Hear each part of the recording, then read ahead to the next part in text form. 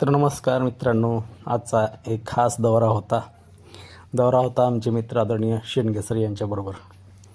तर शेंडगे सर यांच्याबरोबर खास आम्ही खिलारमधली जातिवंत पैदास वासरं बघण्यासाठी गेलो होतो. कारण त्यांना एक जातिवंत खोंड खरेदी करायचा होता यासाठी. मग सर्वप्रथम आम्ही इथं गेलो. हा होता तांडोळचा राजाचा मुलगा प्रधान, आणि प्रधान देखील जातिवंत होता, सुंदर होता. मग त्याची जी काही वासरं पडलेली होती, त्याची जी काही पैदास झाली होती, ती आम्ही तिथंच आजूबाजूच्या शेतकऱ्यांकडे पाहायला गेलो. आणि तिथं मात्र आम्हाला बरीच अशी सुंदर सुंदर छोटी छोटी जातिवंत पैदास झालेली पाहायला मिळाली. आणि ही सगळी पैदास ह्या तांडोळच्या राजाचा जो काय प्रधान म्हणून वळू आहे त्याचीच पैदास आहे. आणि त्याची ही पैदास आम्ही सगळी पाहिली. बघा, जिथं जाईल तिथं आम्हाला असे शेतकऱ्यांच्या वेगवेगळ्या ठिकाणी आम्ही गेलो, शेतकऱ्यांच्या घरामध्ये गेलो, तर तिथं आम्हाला अशी सुंदर सुंदर वेगवेगळ्या म्हणजे वयाची अशी ती वासरं पाहायला मिळाली. खरंच शेतकऱ्यांना खूप जीव लावून ती ही जनावरं सांभाळलेली असतात, गायी सांभाळलेल्या असतात. आणि मग अशा पद्धतीनं त्यांची ही सुंदर सुंदर गायी, त्यांची वासरं ही पाहायला मिळाली.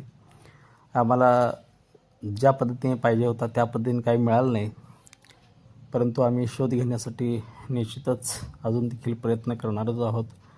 जोपर्यंत बैल मिळत नाही, जोपर्यंत खोंड मिळत नाही, तोपर्यंत आम्ही प्रयत्न करणार आहोत. मग त्या पद्धतीने आम्ही ते शोधत होतो.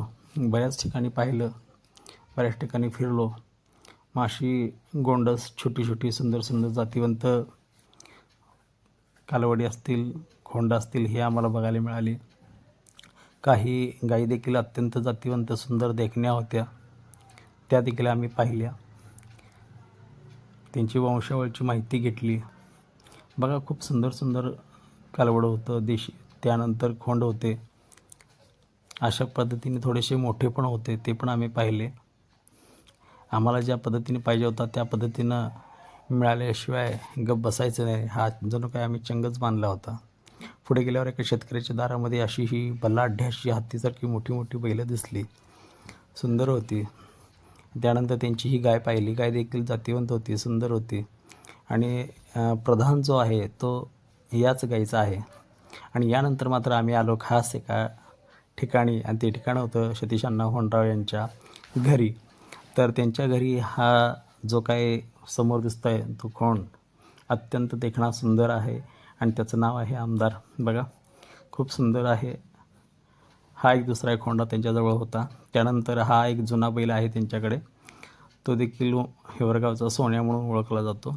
तो देखील प्रसिद्ध आहे, पैदाशीसाठी अत्यंत चांगला आणि देखणा आहे. त्यानंतर हा जो आमदार तुम्ही जर बघितला पहिला, तो त्या आमदाराचं अत्यंत माप जे होतं ते खूप चांगलं होतं, मोठं होतं, धिप्पाड असं होतं. त्याचं रूप देखील खूप सुंदर होतं, देखणं रूप होतं. अगदी कमी वयामध्ये त्यानं खूप सुंदर चांगलं माप घेतलेलं होतं. देखणी पण त्याच्यामध्ये होतं की इतकं ते तेज त्याच्या चेहऱ्यावरती होतं. अगदी सगळ्या गोष्टी मापात होत्या. अक्षरशः पाहिल्यानंतर जणू काय त्याच्या प्रेमात पडावं असं ते त्याचं सुंदरता होती. त्याचं रूप डोळ्यामध्ये साठवून ठेवावं असं ते वाटत होतं. इतकं देखणेपण, इतकं सुंदरता त्याच्यामध्ये होती.